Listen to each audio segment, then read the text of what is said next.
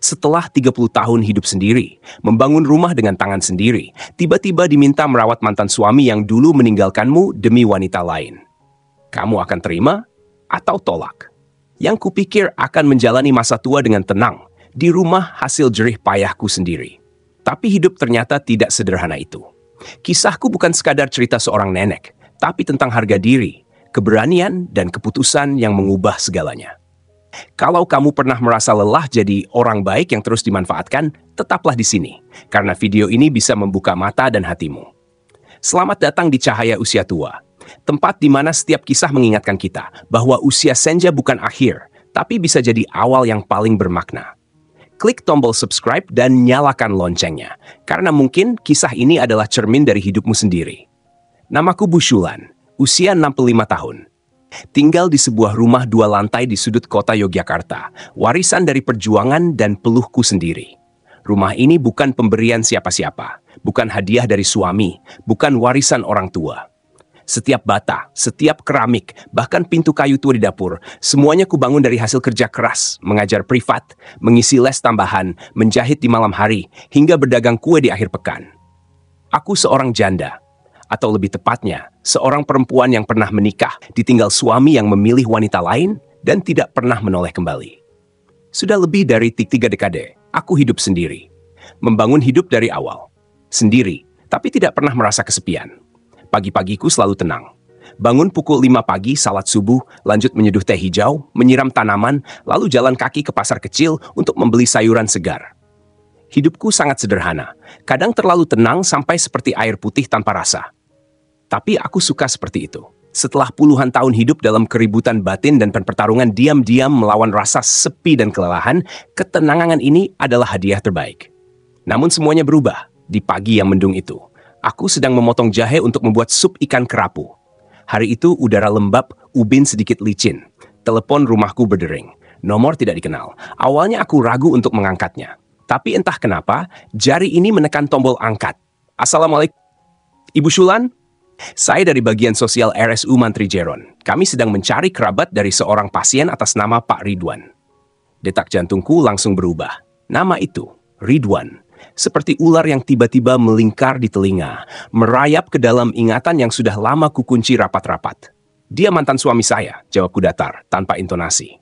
Pihak rumah sakit menjelaskan, Pak Ridwan terkena stroke, lumpuh sebagian, tidak bisa bicara dengan jelas, dan tidak memiliki kontak darurat aktif. Mereka mencoba menghubungi istrinya yang sekarang, tapi katanya langsung ditutup dan tak ada balasan. Di formulir rumah sakit masih tercantum namaku, nama yang semestinya sudah lama dihapus dari hidupnya. Aku terdiam lama, menatap jendela, melihat seekor burung gagak terbang melintasi atap tetangga. Lalu aku berkata, saya akan datang, tapi saya tidak janji akan menandatangani apapun. Hari itu juga, aku datang ke rumah sakit, membawa 1 kantong buah, bukan untuk dia, tapi lebih sebagai bentuk sopan santun. Bukti bahwa aku memang datang. Ketika aku membuka pintu ruang rawat, aku hampir tidak mengenali pria yang terbaring di ranjang. Wajahnya menyusut, mata sayu tak sejajar, mulut miring dengan air liur yang menetes. Dia menggumamkan sesuatu, mungkin namaku. Tapi aku tidak bisa yakin. Aku berdiri di sana, menatap makhluk yang pernah menyakiti aku dengan begitu dalam. Tak ada amarah tersisa. Hanya perasaan, geli. Ini bukan reuni, ini pengadilan. Aku sebagai saksi, dia terdakwa. Hakimnya, waktu. Keesokan harinya, aku dikejutkan oleh suara ketukan di pintu rumah. Saat kubuka, berdirilah anakku, Fadli, bersama istrinya Dinda dan cucaku Rania. Dan di belakang mereka, kursi roda. Di atasnya duduk Ridwan dengan selimut di pangkuan, kepala miring, mata kosong. Ayah nggak bisa tinggal di rumah sakit lebih lama, Bu, kata Fadli pelan. Kami pikir, mungkin di sini lebih baik. Aku tidak menjawab. Hanya menutup pintu, bukan menguncinya, hanya menutup setengah. Mereka menganggap rumah ini milik semua orang. Padahal rumah ini dibeli dengan keringatku sendiri. Dibangun dengan air mata dan doa tengah malam. Malam itu, aku tidak masak. Di atas meja hanya 2 bungkus mie instan yang mereka beli dari minimarket. Aku duduk di lantai 2, mendengarkan suara mereka mengeluh pelan. Kenapa dia nggak mau terlibat sih? Bukankah lebih gampang kalau beliau bantu sedikit?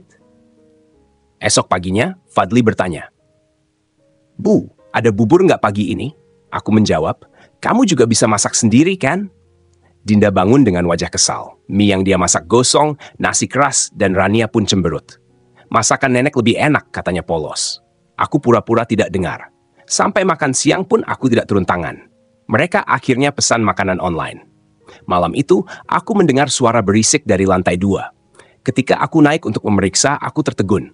Ridwan, pria yang dulu meninggalkanku demi wanita lain, kini tergeletak di ranjangku sendiri. Ranjang yang kupilih dengan penuh pertimbangan. Tempat satu-satunya di dunia ini yang membuatku merasa aman, nyaman, dan tenang. Kini tercemar oleh urin, bau busuk, dan tubuh yang pernah mengabaikanku selama puluhan tahun. "Kenapa kamu tidur di sini?" tanyaku. "Kasur ini," jawabnya lirih sambil tertawa miring. Aku berjalan turun, membuka lemari, mengambil kunci cadangan. Naik lagi, mengunci kamar tidurku dari luar. Kuncinya kuikat ke leherku seperti kalung pelindung. Mereka sudah melewati batas. Aku tidak akan tinggal diam. Mulai hari itu, aku belajar menjadi egois. Untuk pertama kalinya dalam hidup, aku hanya ingin hidup sebagai diriku sendiri. Pagi itu, aku bangun lebih awal. Masih pukul 5 kurang 10 menit. Langit di luar jendela belum sepenuhnya terang.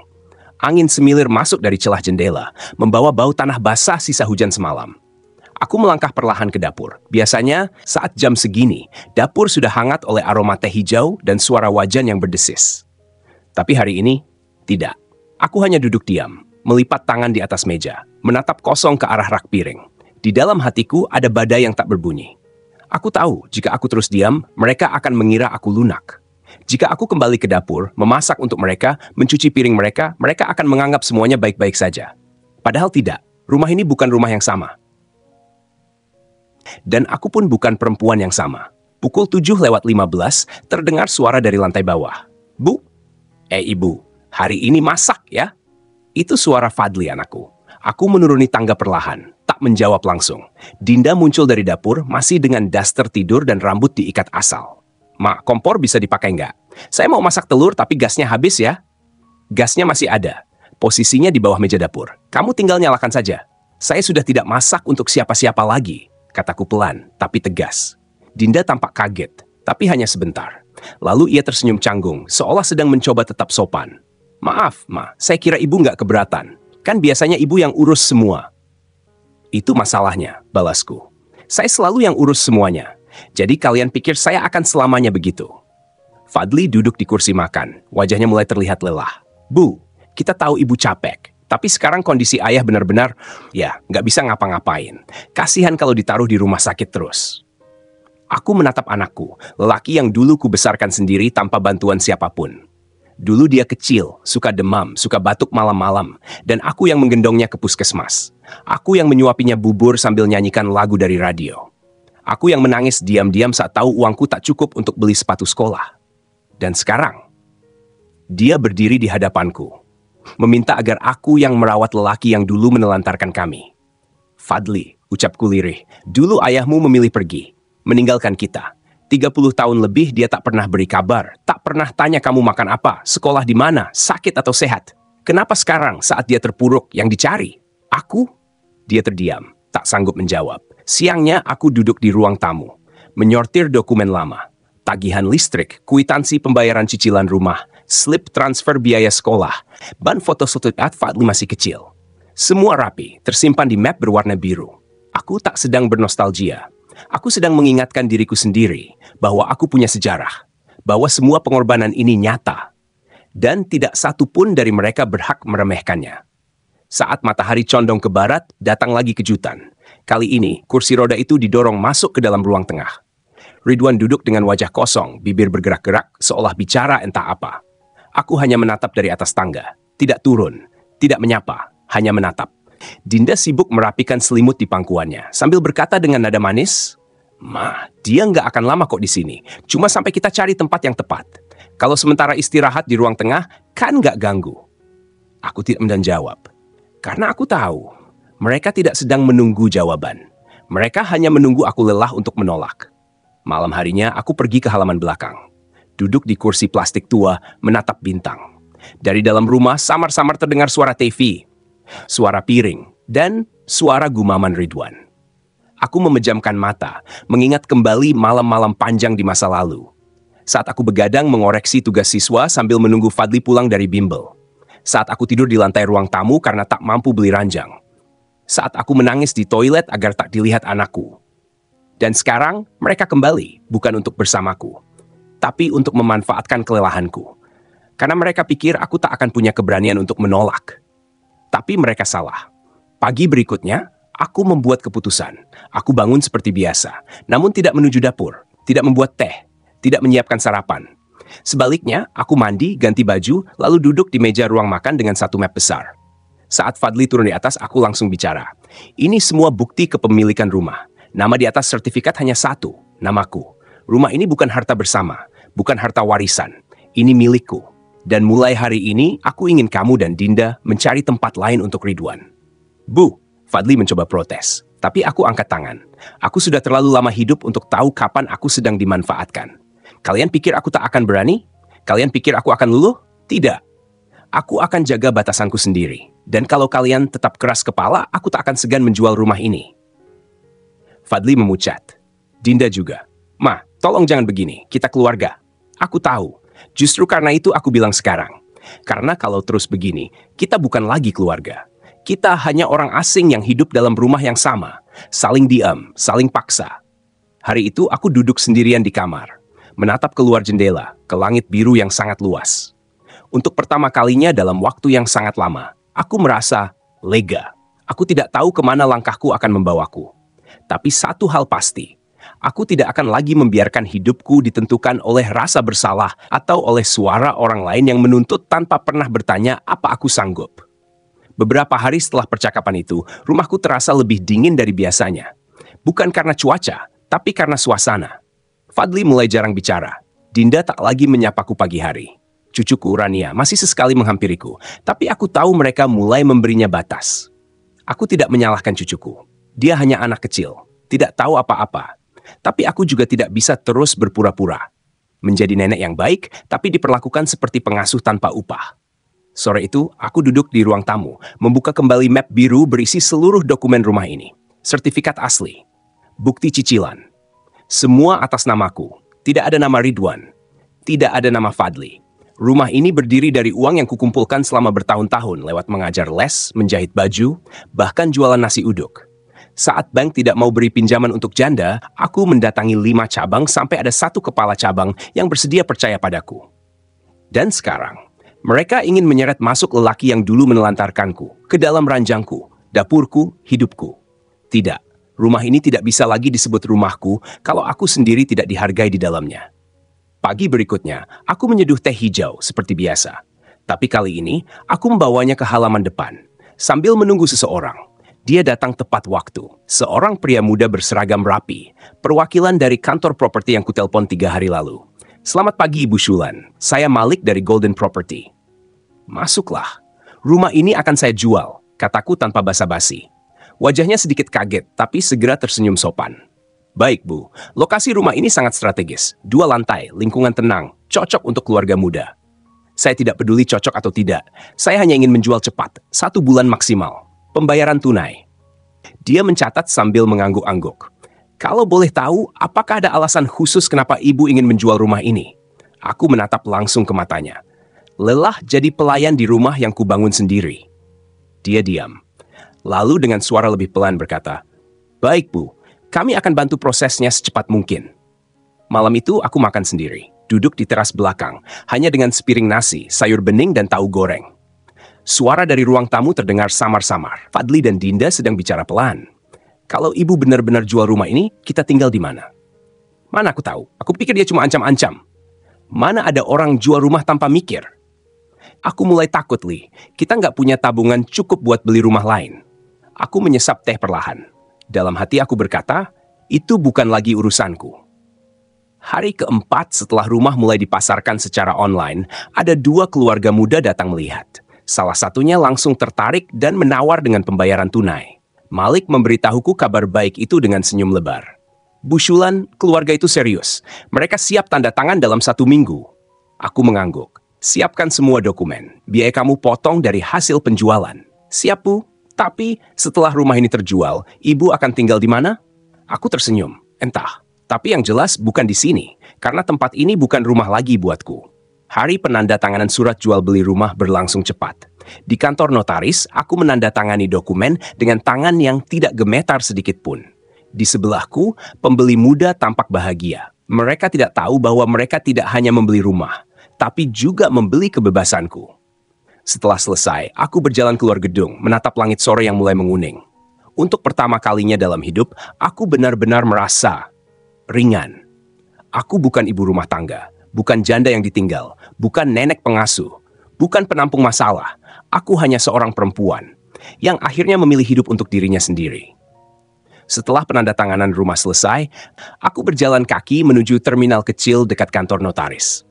Langkahku ringan meski usiaku 65. Di tangan hanya ada satu koper kecil beroda. Isinya cukup untuk hidup sederhana selama beberapa minggu.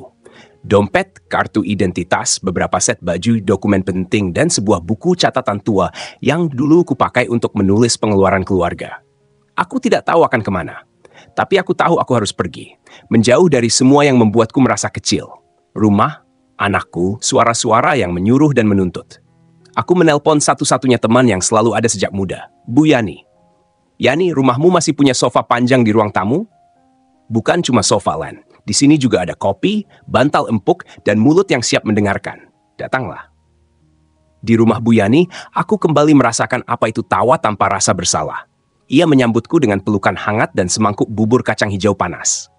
Di ruang tamu yang kecil tapi bersih itu, kami mengobrol hingga larut malam. Membahas mantan, masa lalu, dan masa depan yang entah masih sejauh apa. Aku pikir kamu nggak akan pernah berani ninggalin semuanya, kata Yani sambil tertawa kecil.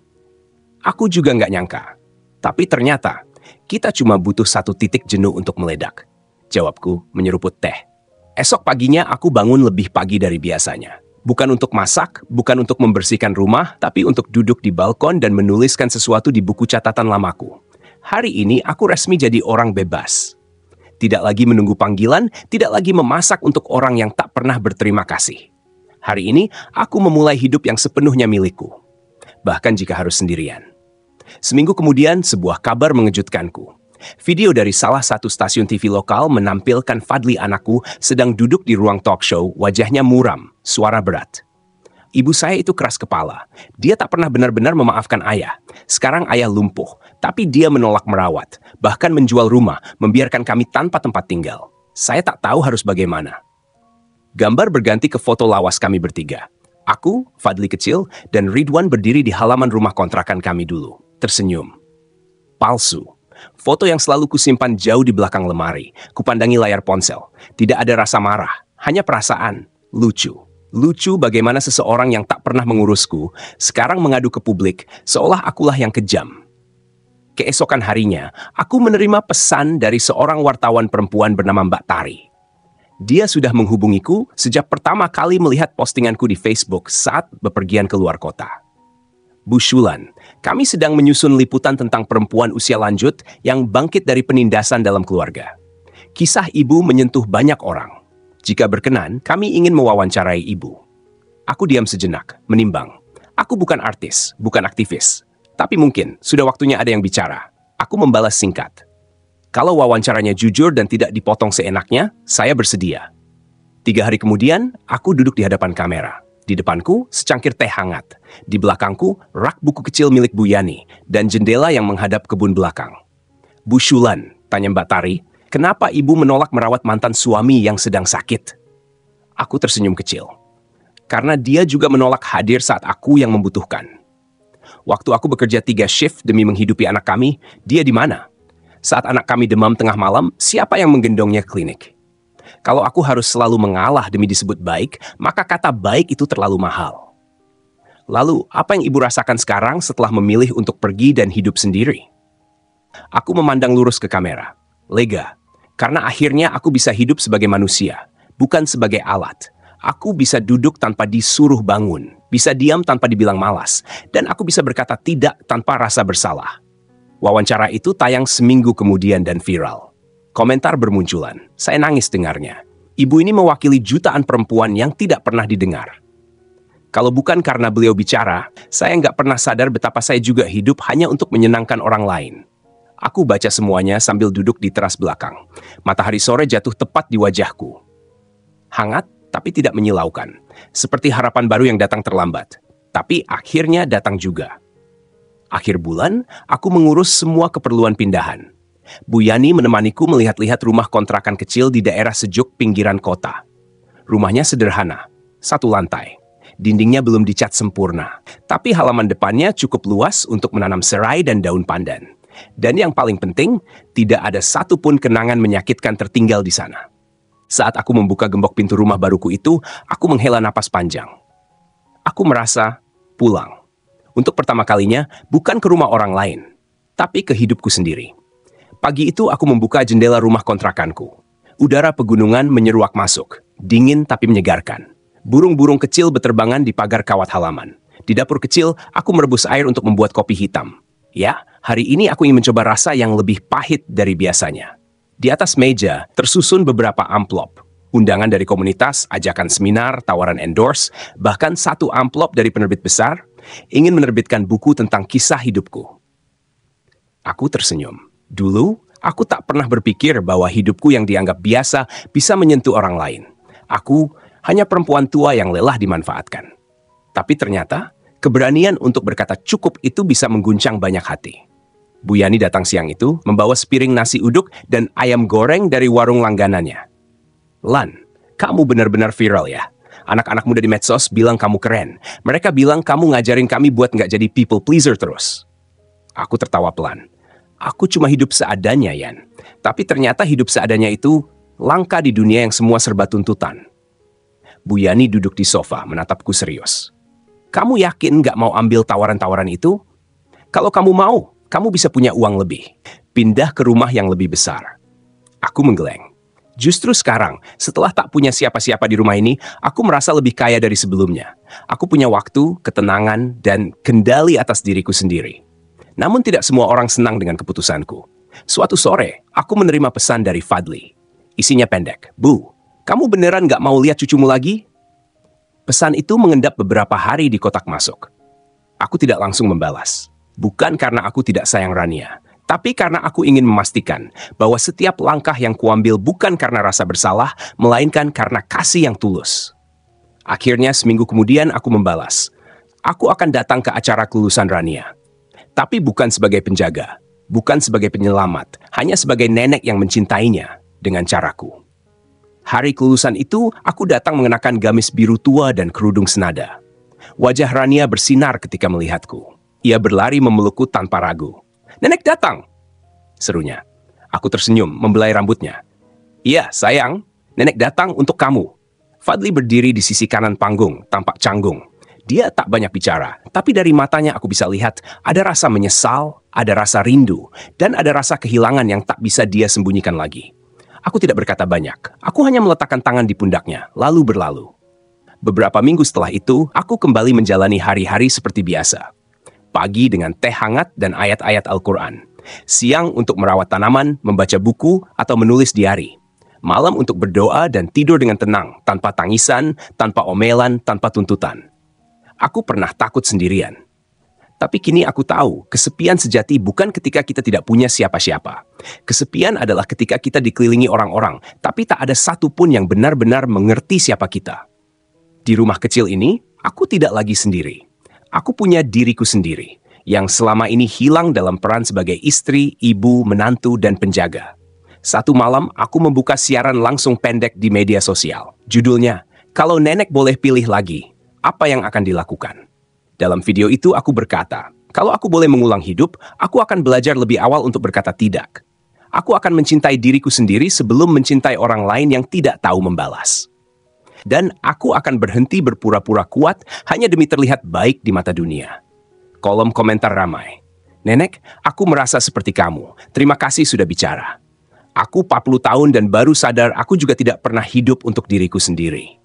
Aku menutup siaran langsung itu dengan kalimat, perempuan itu bukan alat. Kita bukan penyangga hidup orang lain. Kita punya hak untuk hidup bahagia, bukan hanya menjadi perpanjangan tangan dari kewajiban orang lain. Hari-hariku kini damai. Aku tak lagi dicari karena dibutuhkan, tapi juga tidak dikejar-kejar rasa bersalah. Dan itulah yang paling kusyukuri di usia 65 ini. Aku akhirnya benar-benar hidup. Namaku mulai dikenal, bukan karena kecantikan, bukan karena kekayaan, tapi karena satu keputusan sederhana. Berhenti jadi korban dari ekspektasi keluarga. Wawancara di TV, undangan dari komunitas perempuan, bahkan undangan seminar parenting, semua datang bertubi-tubi. Lucu bukan? Dulu aku hanya perempuan tua yang dicap keras kepala. Sekarang aku disebut simbol keberanian perempuan tua. Tapi seperti mata uang, perhatian publik selalu punya dua sisi. Suatu malam aku membuka email dari redaksi koran nasional. Subjeknya tegas, opini publik terbelah, apakah Bushulan egois atau inspiratif? Aku menarik napas dalam-dalam. Klik. Baca. Sebagian masyarakat menilai tindakan Bushulan adalah bentuk emansipasi yang nyata. Namun tak sedikit pula yang menganggapnya sebagai simbol dari generasi tua yang mulai kehilangan rasa tanggung jawab keluarga. Lalu muncul komentar-komentar yang lebih pedas. Kalau semua ibu seperti ini, keluarga bisa hancur. Anak laki-lakinya pasti trauma seumur hidup. Nenek egois yang cari panggung. Mataku panas. Bukan karena sedih, tapi karena aku tahu. Mereka bicara tanpa pernah tahu bagaimana rasanya ditinggal. Tanpa pernah hidup puluhan tahun dalam bayang-bayang rasa tidak dianggap. Keesokan harinya, aku mematikan ponsel. Keluar rumah, mengenakan kerudung panjang dan membawa tas kecil berisi musyaf. Aku pergi ke masjid kecil dekat rumah, bukan untuk bertemu siapa-siapa, tapi untuk bertemu diriku sendiri. Di sana, aku duduk di sudut, membaca surah Maryam. Tentang seorang ibu yang dituduh, dijauhi, dan tetap bertahan dengan kehormatan. Air mata mengalir pelan, tapi tidak menyakitkan. Seusai sholat, seorang perempuan muda menghampiriku. Wajahnya asing, tapi matanya penuh rasa kenal. Bushulan? Aku tersenyum. Iya, saya. Saya ingin bilang terima kasih, karena ibu, saya berani keluar dari rumah suami yang kasar. Ibu tidak egois, ibu menyelamatkan banyak orang tanpa sadar. Aku menunduk, menahan air mata. Terima kasih, tapi aku hanya mencoba menyelamatkan diriku dulu. Hari-hari berikutnya, aku mulai membatasi diri dari sorotan. Aku tak lagi menerima semua undangan. Tak semua mikrofon perlu kuhadapi. Tak semua kamera harus kupandangi. Karena aku bukan selebriti. Aku hanya seorang perempuan yang ingin hidup dengan tenang. Namun, satu undangan berbeda datang padaku. Dari sebuah sekolah pesantren putri di Jawa Barat. Mereka memintaku bicara dalam acara kebebasan dan harga diri perempuan muslimah. Suratnya tulus, tidak ada bayaran, tidak ada sponsor. Aku berpikir semalam suntuk. Akhirnya aku menjawab, saya datang, tapi bukan sebagai pembicara. Saya hanya ingin duduk di tengah mereka, mendengarkan dan berbagi. Hari itu, aku naik bus antar kota. Duduk di dekat jendela, memandangi sawah, pepohonan dan langit yang luas. Di pesantren, para santriwati menyambutku dengan senyum dan bunga. Tidak ada lampu sorot, tidak ada wartawan. Hanya ruangan sederhana, penuh cahaya dan hati-hati yang masih polos. Aku bicara pelan, seperti bicara ke diri sendiri. Anak-anakku, dunia akan selalu menyuruh kalian jadi baik. Tapi definisi baik kadang hanya berarti nurut, diam, patuh. Aku ingin kalian jadi perempuan yang syalihah, tapi juga tahu batas. Jangan biarkan cinta membuatmu kehilangan harga diri. Ruangan itu sunyi, tapi bukan karena hening. Sunyi karena semua sedang merenung. Setelah acara selesai, aku diajak berkeliling, melihat aktivitas mereka. Salah satu santri, namanya Vira, berbisik padaku, Bushulan, saya ingin seperti ibu. Tapi saya takut dibilang durhaka. Aku menatapnya. Anak yang durhaka adalah yang melupakan agama. Tapi anak yang membela diri dari ketidakadilan, itu bukan dosa. Itu kekuatan. Malam itu aku menginap di asrama tamu pesantren. Langitnya cerah, bintang berkelip di atas genteng. Aku membuka buku catatanku menulis. Dunia boleh bicara. Tapi aku sudah memaafkan. Bukan karena mereka benar, tapi karena aku tidak ingin membawa beban itu sampai mati. Dan untuk pertama kalinya dalam hidupku, aku tidur, tanpa memikirkan siapapun selain diriku dan Tuhanku. Satu pagi yang sunyi, telepon rumah kontrakanku berdering. Nomor tak dikenal. Suaranya perempuan. Dinda. Bu, maaf mengganggu. Saya cuma ingin menyampaikan, Pak Ridwan sudah kritis. Dokter bilang, mungkin tinggal beberapa hari. Aku diam. Tak ada amarah, tak ada gemetar, hanya hening. Saya tahu ibu tidak punya kewajiban, tapi dia terus menyebut nama ibu sejak 2 malam terakhir. Aku mengangguk pelan, walau Dinda tak bisa melihat. Aku akan datang, tapi bukan sebagai istri, bukan sebagai penjaga, hanya sebagai seorang manusia. Kamar rumah sakit itu sunyi, putih, bau antiseptik bercampur dengan suara detak jantung dari mesin monitor. Di atas ranjang Ridwan, lelaki yang dulu pernah mencintaiku, atau setidaknya aku pernah percaya begitu. Kini tubuhnya kurus, matanya sayu, hanya bisa menatap tanpa kata. Aku duduk di sisi tempat tidurnya. Kami diam. Tak perlu banyak kata, Karena luka yang lama tak bisa disembuhkan dengan permintaan maaf di ujung napas. Tapi aku memilih berkata juga, aku datang, bukan untukmu, tapi untuk hatiku sendiri. Karena kalau aku tidak menutup bab ini, aku tak akan bisa menulis lembar yang baru. Air matanya jatuh, tapi ia tak mampu bicara. Aku menyentuh punggung tangannya yang dingin. Aku memaafkan, tapi aku tak kembali. 10 hari setelah itu, Ridwan wafat. Dinda mengirim pesan singkat. Terima kasih karena ibu datang hari itu. Kami hormat atas keputusan ibu. Semoga selalu diberi ketenangan. Aku menjawab, semoga kamu juga belajar dari semua ini. Jangan ulangi kesalahan yang sama. Aku tidak datang ke pemakaman, tidak mengantar jenazah, tidak menabur bunga. Karena perpisahan kami bukan hari kematiannya, tapi hari dia meninggalkanku 3 dekade lalu. Minggu terakhir bulan itu, aku duduk di depan rumah kecilku. Menatap langit jingga sore sambil memegang cangkir teh panas dan buku catatanku yang hampir penuh. Sebuah anak tetangga mendekat. Namanya Amira, kelas 5 SD. Nenek Shulan, ibu saya bilang nenek terkenal di internet. Tapi kenapa masih tinggal di rumah kecil? Aku tertawa pelan. Karena rumah besar tak menjamin hati yang luas, dan rumah kecil ini cukup untuk menampung semua bahagiaku. Amira mengangguk, lalu duduk di sebelahku. Kami diam bersama, tanpa gadget, tanpa bising. Hanya suara angin dan 2 generasi yang sama-sama belajar jadi manusia seutuhnya. Malam itu, aku menulis halaman terakhir di buku catatan. Aku tidak menyesal pernah mencintai. Tapi aku lebih bahagia karena akhirnya belajar mencintai diriku sendiri. Usia tua bukan waktu untuk menunggu mati, tapi waktu untuk hidup dengan utuh, dengan sadar, dan dengan damai. Lalu aku mematikan lampu, menutup jendela, dan tidur dengan tenang. Sebagai Bu Shulan, bukan siapa-siapa, tapi cukup sebagai diriku sendiri.